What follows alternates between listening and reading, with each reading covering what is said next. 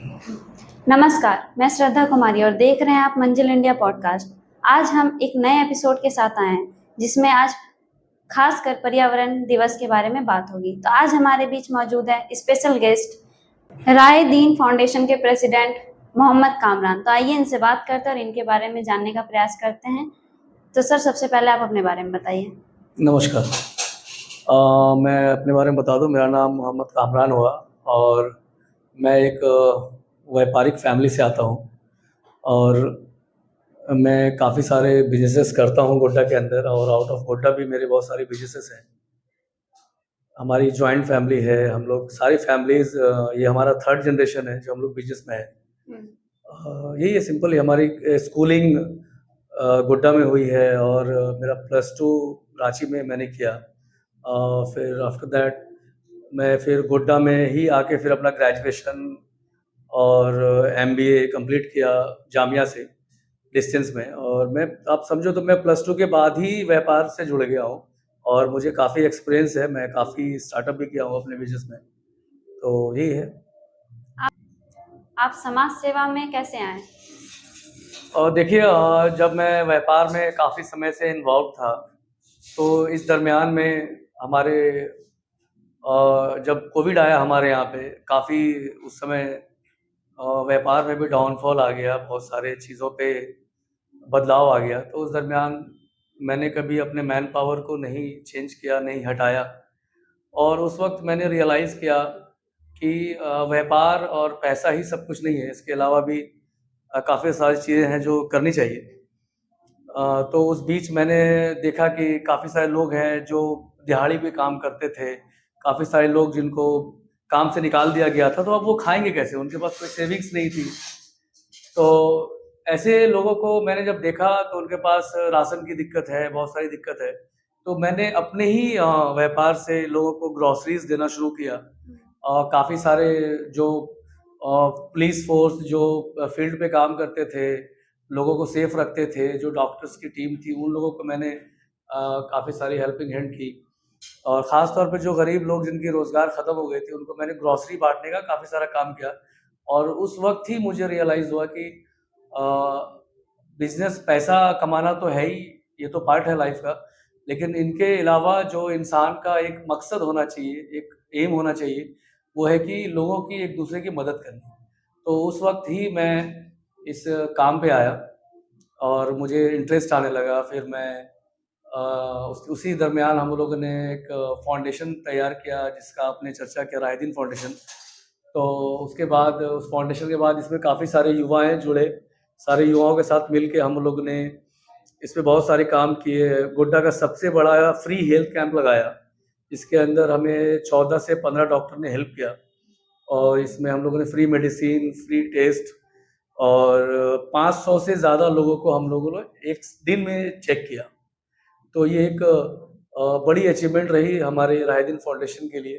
फिर उसके बाद बैक टू बैक हम लोग इंडिविजुअली जितने भी रोज़ लोग मिलते थे, स्वास्थ्य को लेके कि इनके लिए कुछ करना है, तो वैसे लोगों को हम लोगों ने काफ़ी मदद की है और आज भी हम लोग करते आ रहे हैं। और उसके बाद मैं व्यापार से ही था, तो मैं चैम्बर ऑफ कॉमर्स का इलेक्शन जीता, फिर मैं चैम्बर ऑफ कॉमर्स का सेक्रेटरी बना और उसके बाद हमने व्यापार हित में भी बहुत सारी बातें की, बहुत डेवलपमेंट किया। और आज भी मैं चाहता हूँ कि हमारा जो शहर है, उस शहर में काफ़ी सारे युवाएँ हैं। तो युवाओं को भी एक काम, आप देखो एक चीज़ कि अभी आज सारे स्टूडेंट्स हैं जो आज कोई कल ही देख लो कि इंटर का एग्ज़ाम रिज़ल्ट आया। हज़ारों बच्चे क्वालीफ़ाई किए, लेकिन वो बच्चे आगे क्या करेंगे, कैसे करेंगे, उनके बारे में भी विचार करना ज़रूरी है। लोग आजकल करते क्या है ना कि फ़ॉलो अप करते हैं कि अगर आप नीट की तैयारी कर रहे हो, तो दूसरे बच्चे भी नीट के लिए, अब वो एलिजिबल है, वो काबिल है कि नहीं, वो नहीं देखते हैं कि वो नीट की तैयारी के लिए चले आते हैं, फिर बैक आते हैं, फिर उनकी करियर ख़त्म हो जाती है। तो इसके लिए सबसे पहले बच्चों को अपना करियर काउंसलिंग कराना चाहिए। उनको पता होना चाहिए कि उन्हें क्या करना चाहिए, उनका जो कैपेसिटी है, वो क्या डिज़र्व करता है। और उसके हिसाब से आज मल्टीपल सोर्सेस हैं बच्चों के लिए पढ़ने के लिए। ये इम्पोर्टेंट नहीं है कि आप नीट ही कर लो या फिर इंजीनियरिंग कर लो, मास्टर्स MBA कर लो, सिविल में चले जाओ। इसके अलावा बहुत सारे सोर्स हैं, आज एडवांस है। आज के जेन ज़ीज़ के पास बहुत सारे काम हैं। आप देखो आज जितने जोर शोर से एआई का दौर आ रहा है, जो चीजें इजी कर रही है, आप इमेजिन करो एआई जब प्रॉपर तरीके से काम करने लगेगा तो डिपेंडेंसी मैन पावर का कम हो जाएगा। जो भी कॉर्पोरेट लोग हैं, या कॉर्पोरेट हो चाहे गवर्नमेंट हो, या आज आप खुद एआई के थ्रू कोई भी एक्सेल, पीपीटी कुछ भी बना लेते हो, पावर पॉइंट, और अब उसमें मुझे जरूरत क्या है किसी भी पर्सनल सेक्रेटरी की। तो ऐसे ही एम्प्लॉयमेंट घटता जा रहा है एआई के ज़माने पे, आने वाले दिन में और भी जाएगा, कम होगा। तो उस हिसाब से लोगों को अपने ज़िंदगी, अपने लाइफ के बारे में, करियर के बारे में स्टूडेंट को सोचना चाहिए। तो हमारा एक यही वो मुद्दा है। और दूसरा मुद्दा ये है कि आज अगर शहर की बात की जाए, जो रोजगार का मामला है, उसमें मेरा एक दिल से एक शौक है कि हमारा सिटी एक स्टार्टअप हब बने। यहाँ पे काफ़ी सारे युवा बिजनेस में आए, बिजनेस के स्टार्टअप को समझे और इन पे काम करें। तो ये भी एक अहम पहल है, क्योंकि हर इंसान नौकरी नहीं कर सकता है, हर इंसान को नौकरी नहीं मिल सकती है। ये भी एक बहुत बहुत बड़ा मुद्दा है। तो हमें इन चीज़ों पे भी बात करनी चाहिए। ये युवा जो आज आप पे, आज समझो कि आप यहाँ पे आपके इलाके में ही 50-60 इंस्टीट्यूट है, इतने सारे इंस्टीट्यूट हैं, लेकिन इन्होंने क्वालिफाई करा दिया, रिजल्ट आ गया। तो इन लोगों को मिलके एक बड़ा वेबिनार भी करना चाहिए, एक करियर काउंसलिंग का एक प्लान करना चाहिए कि सारे बच्चे मिलके इस करियर काउंसलिंग में आए। अच्छे अच्छे इन्फ्लुएंसर को बुलाइए, जो करियर काउंसलिंग करते हैं उनको बुलाइए, और मल्टीपल जो भी कोर्सेस हैं आगे आने में जो काम आएगा फ्यूचर में 2026-27 में, जिसका दौर आने वाला है, उनके बारे में बताएं और स्किल पे काम करें। आज एजुकेशन आप सच में, मैं जब मास्टर्स किया, एमबीए किया, तो मुझे खुद नहीं पता है कि मेरा एमबीए कहाँ पे काम आ रहा है। मेरा वो स्किल मेरे पास काम नहीं करता। मैं जो आज कर रहा हूँ, मैंने आज जो प्रैक्टिकल सीखा है अपने बिजनेस में, वही मुझे आज सच में काम आता है। तो रियल बात ये है कि पढ़ाई जो होता है, मेरे हिसाब से पढ़ाई आपको एक जिंदगी जीने का तरीका बताता है। पढ़ाई कमाने का जरिया नहीं बता सकता। कमाना है तो आपको स्किल सीखना पड़ेगा।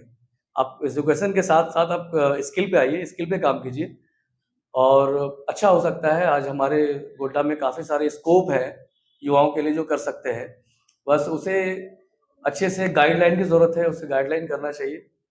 बस यही है मुद्दा मेरा। आप नगर में क्या सुधारना चाहते हैं? नगर तो एक बहुत बड़ा मुद्दा है अभी हमारे लिए, क्योंकि आप आए दिन देख रहे होंगे कि नगर के अंदर जिस तरीके से कचरा फैला है। मैंने अपने सोशल मीडिया हैंडल के थ्रू भी बताने की कोशिश की है लोगों की कि ये हालत है, ये मैनेजमेंट है नगर में, कि आप हर चीज़ देख लो, कि लाइट्स को देख लो, चाहे फिर आप नाला को देख लो, सफाई को देख लो। मैन पावर आज नगर परिषद के पास इतना ज़्यादा है, लेकिन उनको वो यूज़ नहीं कर पा रहे। तो 12 साल हो गया हमारे नगर को नगर परिषद बने, लेकिन इस 12 साल के अंदर हमने क्या किया है? तो और हमारे जो प्रतिनिधि गुजरे हैं, अभी 2-2 प्रतिनिधि गुजरे हैं, उन्होंने क्या किया इस डेवलपमेंट पे? आज हम सबको सोचने का ज़रूरत है। आज 12 साल में हमारे शहर का क्या विकास हुआ है, इसके बारे में बात करना बहुत ही ज़रूरी चीज़ है, क्योंकि आज युवाओं को पता होना चाहिए कि हमारे पास क्या-क्या होना चाहिए और हमें और क्या-क्या कर सकते थे इस 12 साल के अंदर। तो आप देखिए कि पहली चीज़ तो सफाई के मामले में देखिए 12 साल हो गया, सफाई का कोई मैनेजमेंट नहीं है। अब इस पे देखिए ना ही कोई स्मार्ट टेक्नोलॉजी है नगर परिषद के पास, कि आपके पास कोई हाइड्रोलिक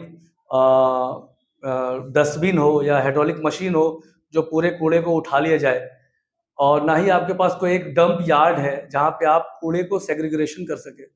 नियम कहता है कि जब भी कूड़ा उठे, आप याद होगा आप लोग को कि जब नगर परिषद जब चुनाव होने के बाद जब नए प्रतिनिधि आए थे, तो घर घर मुद्दा चला था, कूड़ा वाला आया घर से कचरा निकालो, ऐसा कुछ स्लोगन चला था। गाड़ी वाला आया। हाँ, गाड़ी वाला आया घर से कचरा निकालो, उस स्लोगन के साथ आप देखे होंगे उस ट्रॉली के अंदर 2-2 सेग्रीगेट ट्रॉली होता था, एक गीले कचरे के लिए, एक सूखे कचरे के लिए। कहाँ गया वो सब मुद्दा? 1 साल भी नहीं चला, वो मुद्दा बंद हो गया। और उसका क्या कॉन्सेप्ट था कि एक संस्था है आकांक्षा, उसको ये काम दिया गया था कि आपको डोर टू डोर कूड़े को उठाना है और उसको डंप यार्ड में लेके जाना है और उसको सेग्रीगेशन करना है। उसका भी इंटेंशन है, सेग्रीगेशन क्यों करना है क्योंकि अगर हम कच्चा जो गीला कूड़ा उठाएंगे और जो सूखा उठेगा, तो उसमें क्या होगा, जो गीला कूड़ा है जब उसको हम सेग्रीगेट करेंगे तो उससे हम लोग उसको रिसाइकिल करके बायोगैस बना सकते हैं, और उसको हम उसको डिकम्पोस्ट करके खाद बना सकते हैं। अब सोचिए, अगर रियल में अगर ये 5 साल या 12 साल में ये काम हुआ होता, तो आज हमारे सारे खेत, आज हमारे सारा इलाका जो खाली पड़ा है वो बंजर नहीं होता, वहाँ पे ग्रीनरी होती, वहाँ पे काफी सारे पेड़ होते, अब वो भी फ्री में हमारे घर के कूड़े से वो बन सकता था। आज हमारे यहाँ पे एक यार्ड भी है, हमारे सरकार ने एक 2-3 करोड़ के इन्वेस्टमेंट से एक डंप यार्ड बनाया है, जो किसी काम का नहीं है, इन लोगों ने कोई यूज नहीं किया है। तो इन सब चीजों से काफी घोटाला है। लाइट्स को देख लीजिए आप, आज स्ट्रीट में लाइट नहीं है, बड़ा बड़ा हाई मास्क लगा है जिसका कोई यूज नहीं है। हाई मास्क आपके छत के ऊपर जा रहा होगा लेकिन रोड पे नहीं आ रहा होगा। अब इस तरह के कई मुद्दे हैं, आप उठा के देखो कि अभी महिला सशक्तिकरण पे काम करना था नगर परिषद को, कि आप महिलाओं के एम्पावरमेंट के लिए क्या किया है। आप खुद देख लो, अपने इलाके में गरीब जो है वो गरीबी है, वो कमा नहीं रहे हैं। कोई स्टार्टअप देना चाहिए उनको। एक संस्था और है जो नगर परिषद से जुड़ी होती है, उसको कहते हैं SHG, और सेल्फ हेल्प ग्रुप्स। तो ये क्या करती है ना कि 20-20 लोगों के यूनिट को बना के वो महिलाएं काम करती है और उससे पैसा बनाती है, और उसी पैसे से कुछ पैसे को जमा करके और एक महिला को खड़ा करती है। ये संस्था का ये काम, और ऐसे संस्थाओं को, उस महिलाओं को लाख लाख रुपए के सरकार मदद करती है, लेकिन किसी को जरूरत नहीं पड़ा है कि इन चीजों पे काम करें। सब अपने अपने टेबल पे बैठे हैं, एसी का मजा ले रहे हैं, और जहां से बिल बन पा रहा है बिल बना रहे हैं। तो और मुझे बहुत बेहद चिंता होता है इन चीजों को देख के, कि नगर में इतने युवा होने के बाद भी हम लोग, आप खुद रियलाइज करो, आप भी घर से निकलोगे, आपके घर के आगे कूड़ा अगर रखा रहे तो आपसे सवाल है, बताइए क्या करते हैं उस वक्त?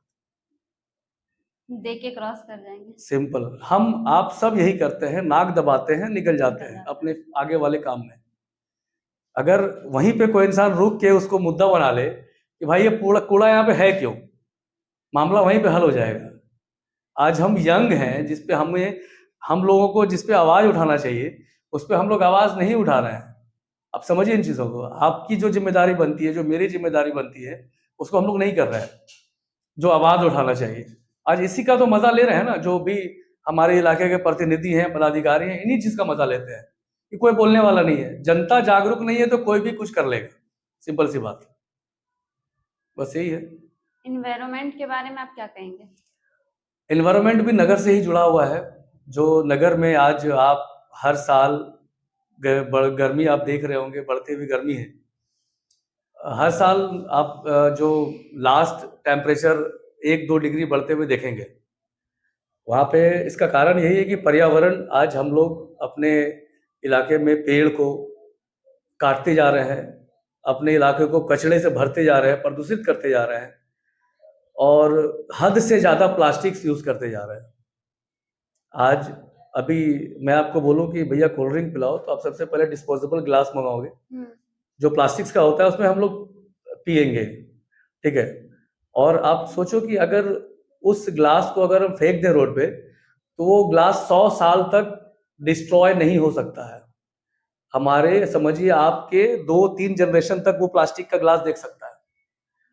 अगर ऐसे ही स्टे रह गया वो ग्लास, इमेजिन करो, रोज हम एक गिलास यूज कर रहे हैं, तो 10 साल के बाद ऐसा दिन आएगा कि आपका हर कदम प्लास्टिक के ऊपर होगा। हम जिसे धरती माँ कहते हैं, हम उसका रिस्पेक्ट नहीं करते हैं। आज वही प्लास्टिक्स उसी धरती में जा रहा है, वही प्लास्टिक्स उसी समंदर में जा रहा है। और आप थोड़ा डीप एनालिसिस करो, मैं आपके जरिए सारे युवाओं को बोलता हूँ कि आप यूट्यूब में जाओ और सी के ऊपर पूरा डिटेल बना हुआ ध्रुव राठी का, उसको देखें कि आज प्रदूषण की वजह से आज हमारा सी लेवल कम हो रहा है। जो सी के लास्ट डीप में जो प्राणी रहते थे, वो निकल के अपर लेवल पे आ रहा है। कई जगह पे देखा जा रहा है कि सी के साइड पे निकल के आ रहा है, अजीबोगरीब प्राणी जो हम लोग ने कभी देखा नहीं है। तो कारण क्या है? ये प्रदूषण है, ओजोन लेयर पे छेद हो गया है, और हम इमेजिन कर रहे हैं कि हम पैसा बना लेंगे और जी लेंगे। अगर पैसा से जीना होता तो कुछ लोग जिएंगे, हो सकता है कि हमारे अंबानी साहब, अडानी साहब मंगल ग्रह पे जाकर अपनी जिंदगी बसर कर ले, लेकिन हम आप करोड़ों जमा करके नहीं कर सकते। तो इसका संग्रह हम ही को करना है। इस प्लास्टिक की वजह से हमारा समुद्र खराब हो रहा है, हमारी धरती माँ खराब हो रही है। इसी पर्यावरण के वजह से, पेड़ नहीं लगाने की वजह से आज हमारे ओजोन लेयर पे छेद हो गया है। मल्टीपल एसी फ्रीज यूज करने की वजह से हमारे यहाँ ये सब इश्यूज आ रही है। आज ये एसीज हम लोग को क्यों यूज करना पड़ रहा है? क्योंकि हमारे यहाँ पर्यावरण नहीं है। आज हमारे यहाँ पेड़ पौधे होते तो आपका नेचुरल हवा होता है। आज इस गर्मी में हमारे यहाँ 32 डिग्री 30 डिग्री आज गर्मी होती, आज हम लोग 42 से ऊपर का गर्मी देख रहे हैं। तो कारण ये है। तो इसी चीजों को लेते हुए मैंने एक इनिशिएटिव लिया है और सोचा है कि आवाज तो किसी ना किसी को उठाना पड़ेगा। तो ये आवाज मैंने उठाया और हमने आज जब हमारा गोड्डा दिवस था, जिस दिन गोड्डा को 42 साल हुआ, उस दिन हमने एक बैठक करी। दावत खास एक रेस्टोरेंट है, वो मेरा ही है।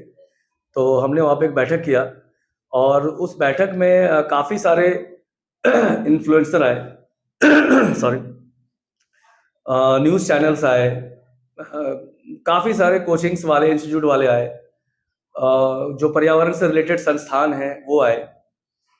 मैं था, बहुत सारे समाज सेवी थे, कुछ राजनीतिक दल से भी लोग थे। हम लोगों ने एक तय किया कि हमें अपने पर्यावरण को बदलना है, हमें अपने नगर को बदलना है। ये मुहिम उस दिन उठा और उसी वक्त ये आह्वान हुआ कि 5 जून पर्यावरण दिवस को हम लोग नगर में एक बेहतर इनिशिएटिव लेंगे, एक बेहतर पहल उठाएंगे। तो उसको देखते हुए हम लोगों ने आज हम लोगों का एक प्रेस कॉन्फ्रेंस है। उस प्रेस कॉन्फ्रेंस में हम लोग 5 जून का डेट रिलीज करेंगे। तो मैं आज पहले प्रेस कॉन्फ्रेंस से पहले रिलीज कर देता हूँ कि 5 जून को हम लोग 8 बजे सुबह कारगिल चौक से रन फॉर ग्रीन एक मुहिम के तहत एक रैली निकलेगी। इसमें काफ़ी सारे लोग होंगे। ये निकल के रैली नहर चौक तक जाएगी। ये प्रोग्राम 2 घंटे का होगा और इस बीच हम लोग पेड़ लगाने के लिए लोगों को जागरूक करेंगे और प्लास्टिक्स के रोकथाम के लिए हम लोग हर व्यापारियों के दुकान पे एक इमोशनल पोस्टर्स लगाएंगे, जिसको पढ़ के ना ही व्यापारी प्लास्टिक्स यूज करे और ना ही ग्राहक उससे लेने की कोशिश करे। और सफाई अभियान करेंगे, क्योंकि नगर हमारा बहुत गंदा है और नगर परिषद के मिसमैनेजमेंट की वजह से उस पर काम करेंगे। और कल 4 तारीख को शाम 4 बजे एक परिवार है, गायत्री परिवार ने हमें 100 पेड़ डोनेट किया है।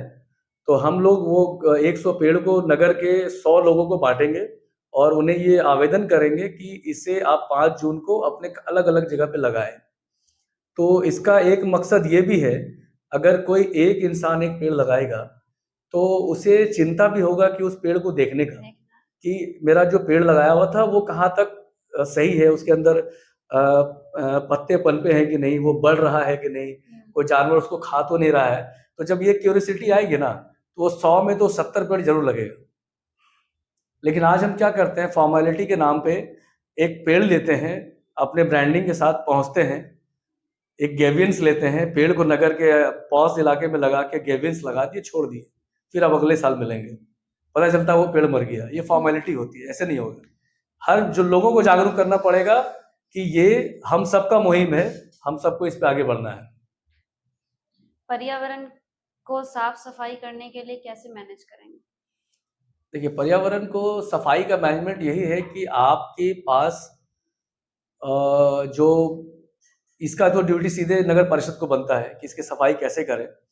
तो इस पे 2 चीज़ है, इस पे नगर परिषद को भी एक्टिव होना पड़ेगा और जनता को भी जागरूक होना पड़ेगा। अगर नगर परिषद आपके डोर तक जाएगी तो आपको भी डोर से बाहर निकल के कचरे को अपने डस्टबिन में डालना पड़ेगा। ये हमारी जिम्मेदारी है। अगर मेरे नज़र के सामने कोई कूड़ा गिरा है तो हम ज़रूर उस कूड़े को उठा के डस्टबिन में डालेंगे, ये भी हमारी जिम्मेदारी है। और अगर कूड़ा कोई डस्टबिन को छोड़ के बाहर फेंक रहा है तो जो भी देखे ये ज़रूर बताए कि इस कूड़े को आप डस्टबिन में डालें, ये हमारी जिम्मेदारी है। और नगर परिषद की जिम्मेदारी है कि वो जो मैनेजमेंट कर रहे हैं, जैसे कि वो कहते हैं कि हमारे पास 200 मैन पावर है, 21 वार्ड 200 मैन पावर, आप बताइए कि सफाई हो सकती है कि नहीं। जब नगर परिषद बना था तो उस वक्त 42 लेबर थे और 20 वार्ड था, उस वक्त भी अच्छी सफाई होती थी। तो आज 200 लेबर पे सफाई नहीं हो रही, ये ड्यू टू मॉनिटरिंग। अगर हम लेबर को अगर रखे हैं और बोल देंगे बाबू तुम काम करो, तो आप उम्मीद नहीं कर सकते हो कि काम करेगा। वो काम कराने के लिए आपको मॉनिटरिंग करनी पड़ेगी। आज हम अपना मकान बनाते हैं ना, अपना दूसरा काम छोड़ के दिन भर बैठ के देखते हैं, बाबू तुम क्या कर रहे हो, इधर करो उधर करो। तो वैसे ही मॉनिटरिंग नगर की सफाई में भी करनी होगी। कुछ स्मार्ट चीज़ों की ज़रूरत है, टेक्नोलॉजी की ज़रूरत है, जैसे हमें हाइड्रोलिक टेलर की ज़रूरत है, हाइड्रोलिक लिफ्ट की ज़रूरत है, क्लीनिंग मशीन चाहिए मुझे, नाले को साफ करने के लिए शॉकिंग मशीन चाहिए जिसमें पूरा नाला जहाँ पे फंसा हो तो सक हो सके, प्रॉपर नाला बना होना चाहिए, नाले के ऊपर ढक्कन होनी चाहिए। मल्टीपल चीज़ें हैं जिस पे हम लोग काम कर सकते हैं। अगर मैं बात करने के लिए जाऊँ तो शायद आप लोग बोर हो जाओगे, इससे ज़्यादा बात नहीं करना चाहिए। तो बहुत सारे हैं इसमें काम, इसमें करा इसको करने की चीज़ है, बोलने से कुछ नहीं होगा। अगर हम आप मिलके करेंगे तो ज़रूर होगा। अब गोड्डा तो बहुत छोटा जगह है, बड़े-बड़े नगर निगम सुधर गए हैं तो ये तो नगर परिषद है, बहुत बड़ी बात नहीं है। जब इस पे लोग जागरूक होंगे, नगर परिषद जागरूक होंगे, हमारे प्रतिनिधि जागरूक होंगे तो सब कुछ होगा।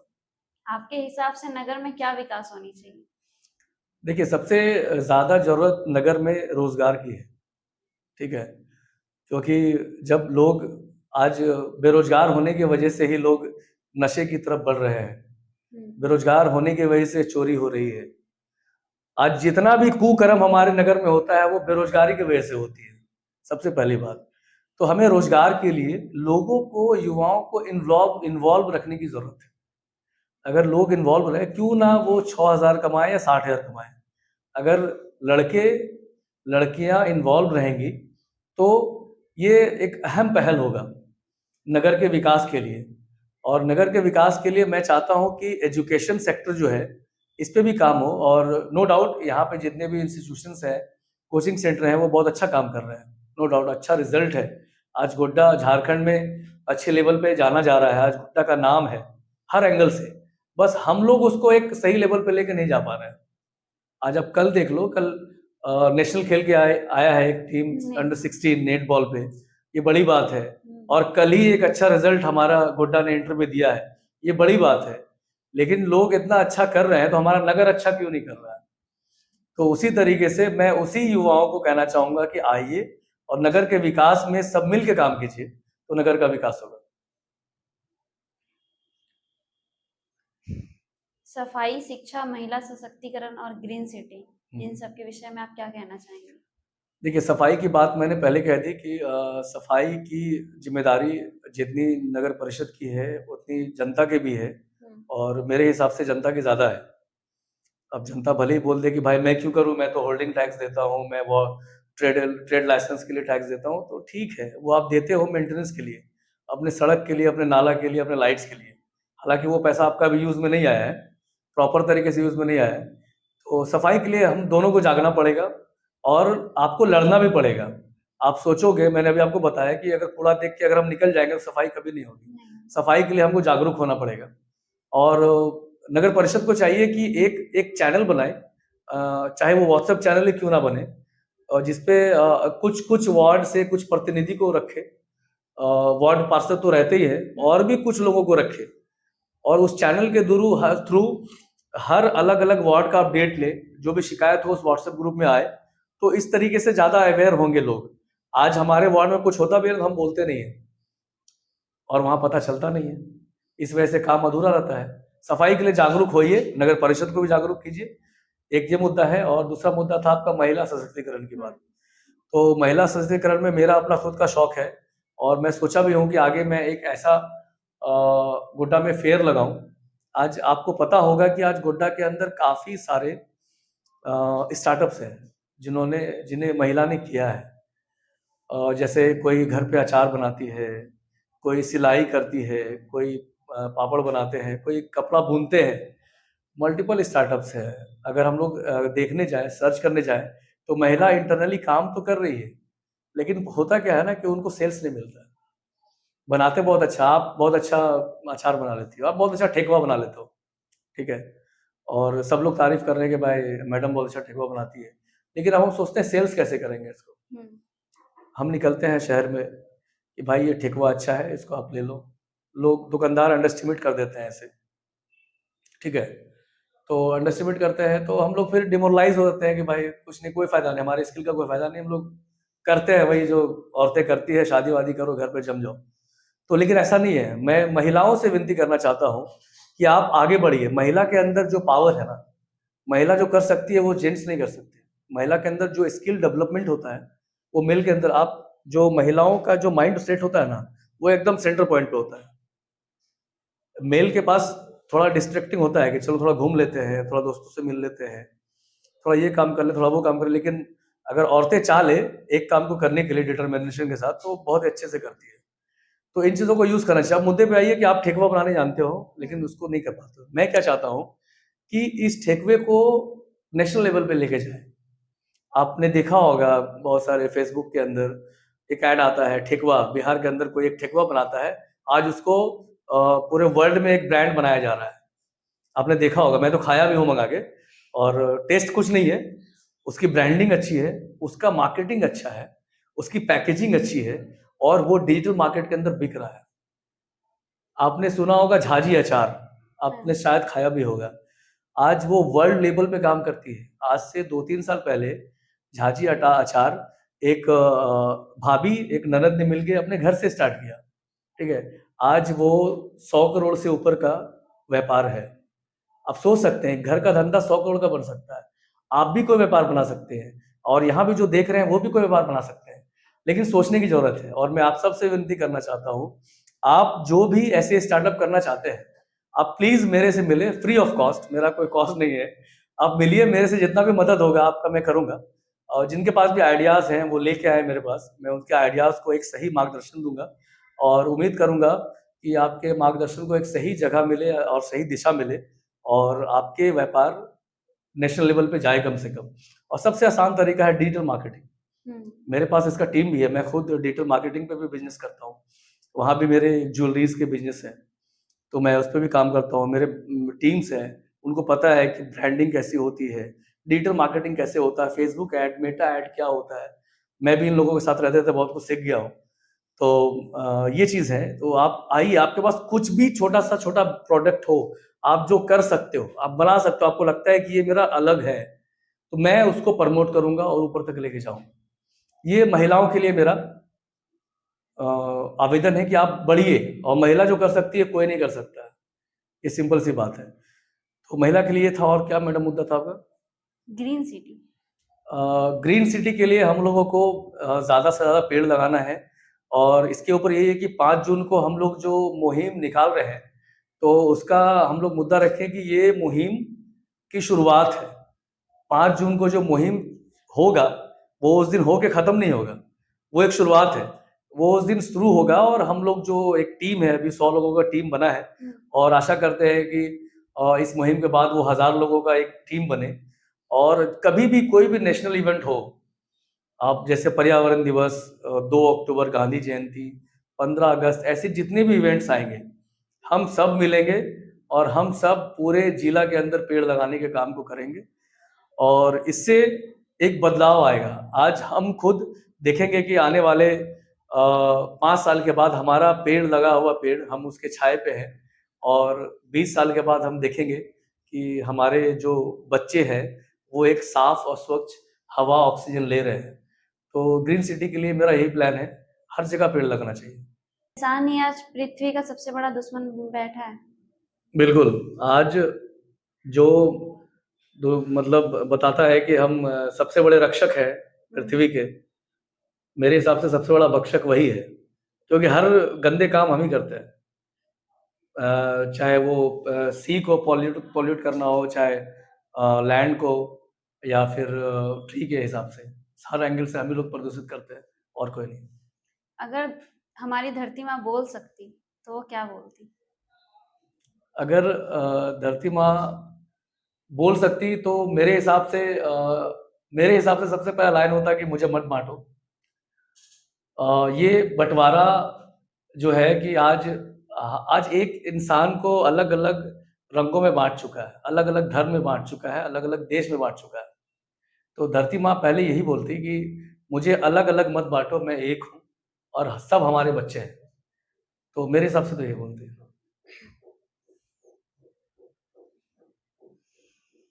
पेड़ कट रहे हैं, ऑक्सीजन बिक रहा है, ये कैसा विकास है?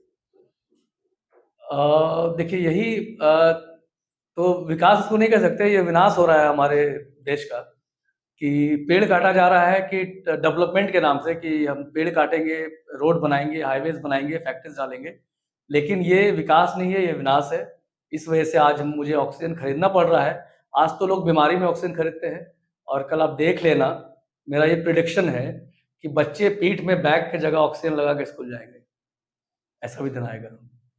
2025 में भी पर्यावरण दिवस मनाना पड़ रहा है, तो ये सिर्फ पर्यावरण के लिए कुछ कर भी रहे हैं या सिर्फ पोस्टर ही लगा रहे हैं? देखिए, अगर ये पर्यावरण दिवस मेरे लिए एक यादगार डेट होगा, और इस नगर के लिए भी यादगार डेट होगा कि इस दिन 2025 पर्यावरण दिवस के दिन सच में नगर के अंदर बदलाव आया है।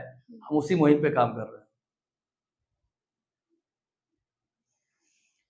एनजीओ, गवर्नमेंट, ये सब सिर्फ नाम से है या फिर काम भी कर रही है पर्यावरण पे?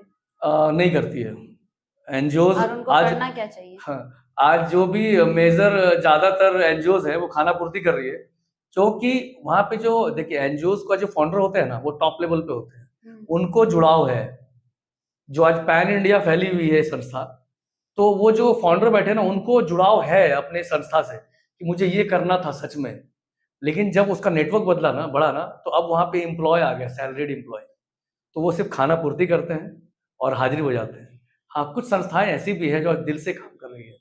आज आप देखो, मैंने 10 संस्थान को निमंत्रण दिया कि आप आओ, आज हम पर्यावरण दिवस के लिए काम करना चाहते हैं। लेकिन 2-3 ही संस्थान आई, वो सच में काम करना चाहते थे कि मैं पर्यावरण के ऊपर काम करूं। तो ये खाना पूर्ति है, ज्यादातर खाना पूर्ति है। तो सर, फाइनली पूरे पॉडकास्ट में आपको कैसा लगा? मुझे एक अच्छी बात ये है इस पॉडकास्ट की कि कम से कम चलो गोड्डा में कोई पॉडकास्ट कर रहा है, और ऐसे लोग जो नगर में अच्छा काम कर रहे हैं उनको आप लोग कवर कर रहे हो, ये बड़ी बात है। और मैं सारे जनता से एक निवेदन करूंगा आपके माध्यम से कि आप लोग मंजिल इंडिया को ज्वाइन करिए, क्योंकि यहाँ पे एक तराशे हुए लोग जो होते हैं हमारे नगर के, उनको बुलाया जाता है और उनके बात को रखा जाता है। शायद आप भी इनसे कुछ सीख सकें। प्लीज आप ज्वाइन करें मंजिल इंडिया और इन ब्रॉडकास्ट को बढ़ावा दें। धन्यवाद। धन्यवाद सर, और धन्यवाद आप सभी को जो हमारे पॉडकास्ट में जुड़े। ऐसे ही बहुत सारी जानकारी मिलेगी, बने रहिए हमारे चैनल मंजिल इंडिया पे। नमस्कार।